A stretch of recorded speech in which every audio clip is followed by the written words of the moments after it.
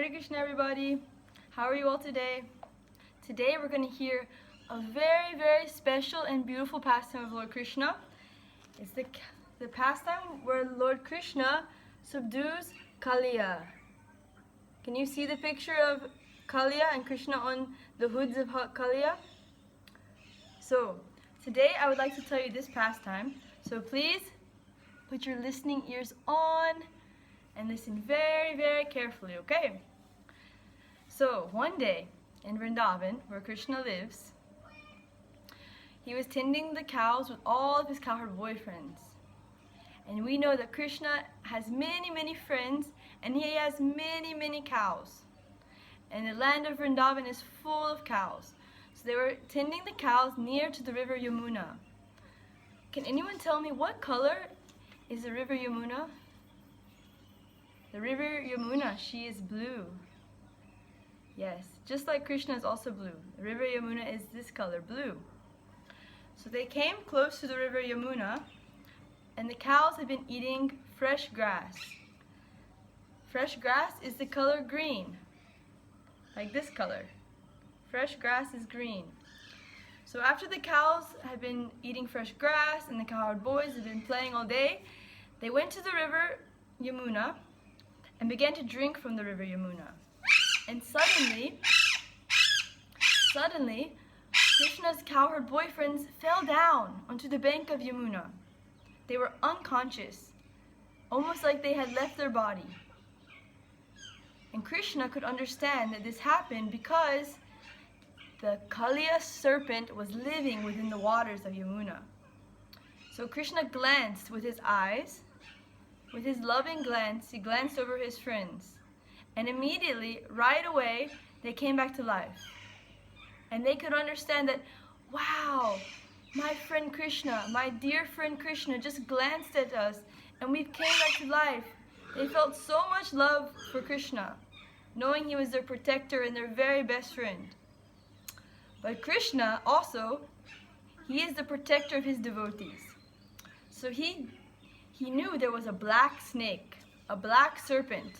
This is the color black. A black serpent named Kaliya that had been living in the Yamuna.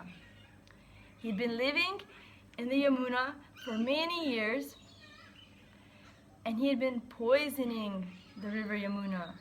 He was so poisonous that all of Yamuna had become poison.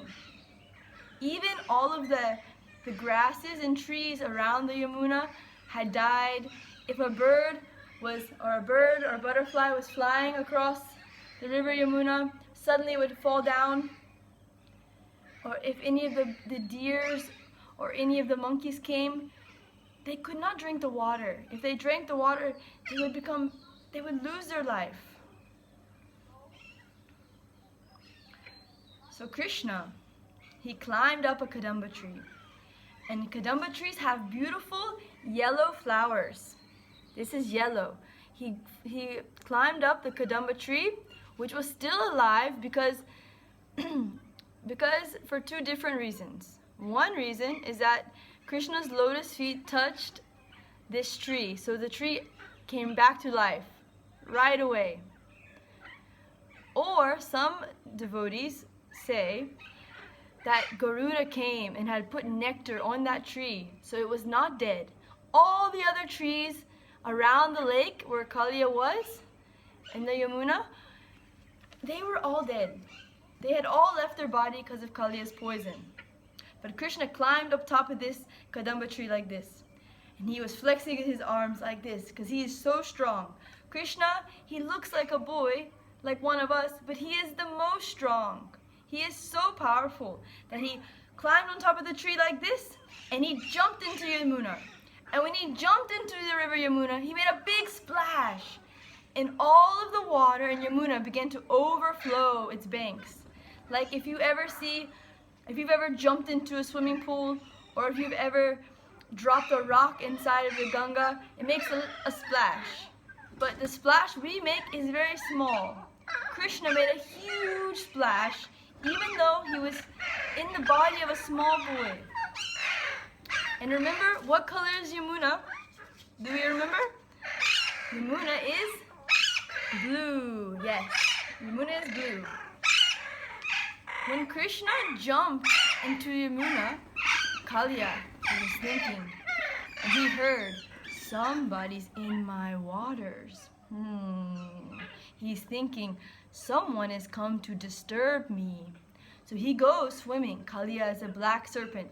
He goes swimming through the water. And he can see Krishna's just in the top with his head out of the water. He can see Krishna's lotus feet. Krishna's lotus feet are pink. Krishna's lotus feet are pink and so soft. And he was thinking, wow, such a beautiful boy, so delicate. Even Krishna's dhoti, Kaliya, he noticed how beautiful it was. Krishna's dhoti is also yellow, like this. This is the color yellow. So Kaliya saw Krishna's pink lotus feet, his yellow dhoti, and his beautiful blue body. But he was thinking, still, that boy may be very beautiful, but still, this is my river. This is my lake. Nobody belongs here but me. So he took Krishna in his black coils, and he grabbed him so tightly. And everyone, all of Krishna's friends, and the cows, they all thought that, oh no, our Krishna is going to die. Oh no, Krishna's finished. They became so shocked, so sad, they just stood like this, crying. They were just crying, and they couldn't even move. They're just standing looking, and their hearts were hurting, and they were standing in shock, complete shock. They didn't know what to do. And suddenly, in the sky, meteors were falling.